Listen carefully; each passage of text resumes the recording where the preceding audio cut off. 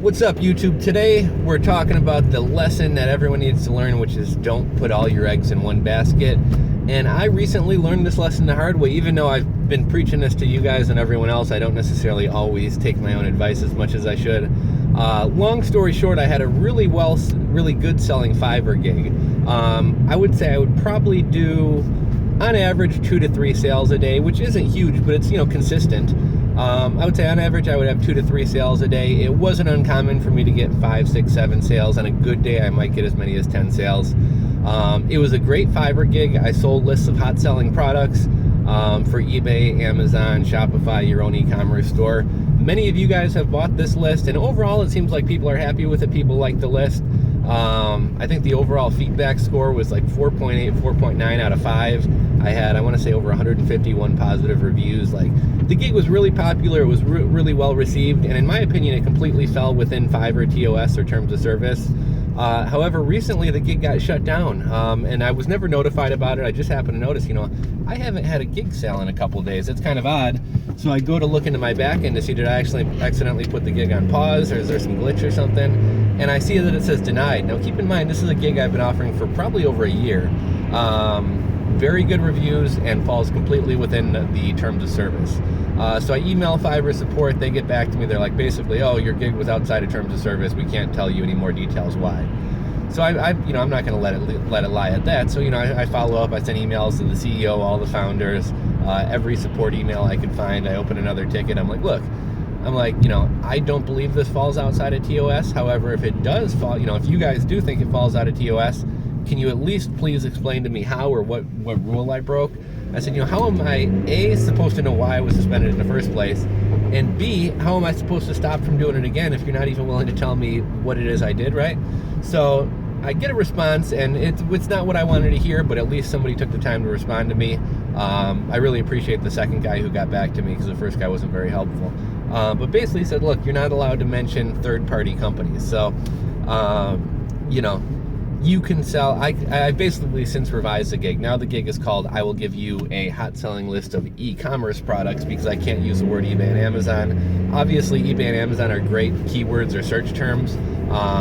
And to me, it's kind of a silly rule. When I'm an eBay seller, I'm an Amazon seller, I'm an e-commerce professional, and I go to Fiverr for a lot of my gigs. And just recently, for example, I had to get, Amazon requires their images be a certain way. You have to have, I think it's 1,000 by 1,000 pixels, and it has to be an all white background. So if I take a picture of my item on the table, I have the table in the background. So you can either do it yourself, or you can pay someone. I choose to pay someone, and they basically remove the background, so it's just a clean, you know what Amazon pictures look like, just a clean white background with the product sitting there.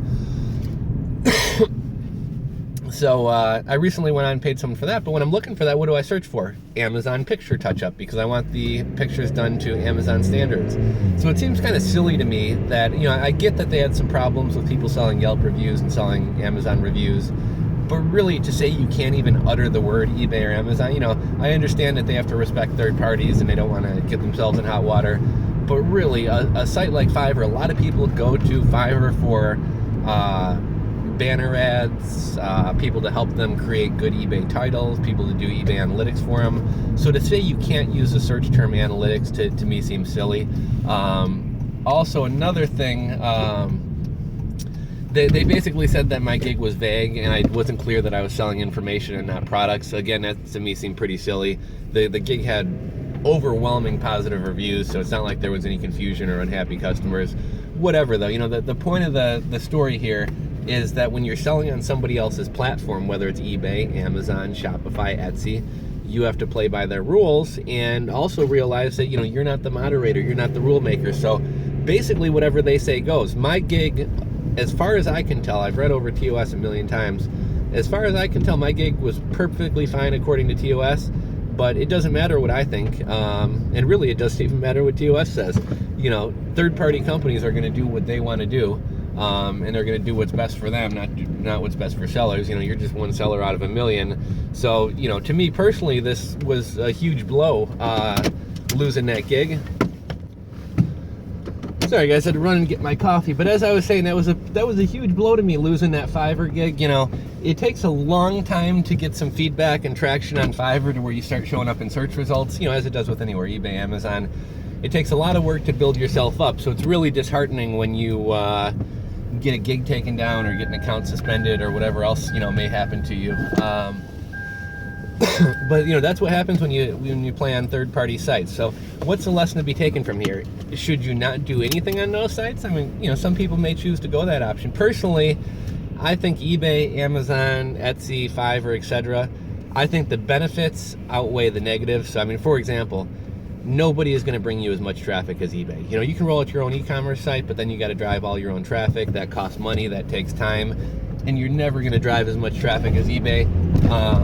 On the flip side, however, you know, the negative thing is your listings can be taken down, your accounts can be suspended, you can have limits put on how much you sell. So there's negatives in that you don't control a platform and they make the rules and they basically control your destiny. Sorry, gotta make another stop here. Okay, picking up back up, guys. I had to make a quick pit stop here. Anyhow, my point is, you know, I think it's worth being on platforms like Shopify, eBay, Amazon, etc.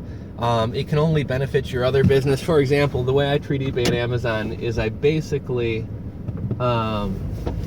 view it as, yeah, I make money on there, but my ultimate goal is to try to drive those customers off of eBay or Amazon to my own website. Now, I don't do this through breaking policy, like, you know, you're not allowed to message somebody and be like, hey, go to my website, www.rulesstuff.com. You know, you're not allowed to do something like that. But what I mean is, I'll include coupons with my shipments. And a coupon may be a better price than eBay. So it's tough to get people off eBay. People who are on eBay are used to paying with PayPal. They're used to the platform. They like buying off there. But occasionally, if you offer a better deal, you can get somebody off. So that's my ultimate goal. But yeah, like I said, I mean, when you play on third-party platforms, you got to play by their rules, and sometimes things aren't always fair, and sometimes things don't always go how you expect them to, but you know, it's part of the game. So basically, the lesson to be taken away here is don't put all your eggs in one basket. You know, if you're only selling on eBay and your eBay account gets shut down or your PayPal account gets shut down, your whole business is done. Whereas if you have Amazon and an e-commerce site, you know, yeah, it may be a hit to your business, yeah, it may hurt, but you still got something going. And the same thing with like Shopify. You know, I was only on, I'm not Shopify, Fiverr. I was only on Fiverr. I wasn't on Upwork, Elance. I just recently got my basically the same gig going on Gumroad as well. But you know, don't put all your eggs in one basket. Don't be too reliant on one website to bring you sales or drive you traffic or whatever else. So this sucked for me. If you guys want to help me out, I'll post down below. I did remake the gig. Basically, I was hoping I'd have a chance to revise the gig that I talked about at the beginning of this video. I wasn't able to revise it, so I had to start fresh, which basically means I have to build a whole new gig up with feedback and stuff. So anyone who hasn't bought my list of hot selling items, I'm giving some free bonuses and things like that right now. I'll link below to the gig on Fiverr if you guys want to check it out. It's a great gig, and I'd appreciate it if some of you guys who haven't bought the gig buy it and leave me some feedback and help me get that gig going again. But I just kind of wanted to share that story and also talk about the importance of kind of spreading your business across multiple platforms and not putting all your eggs in one basket, basically. So thanks for watching, guys. Give me a thumbs up if you like this video. Share it with anyone you know who does have all their eggs in one basket. Subscribe if you're not subscribed, and we'll catch you guys in the next video.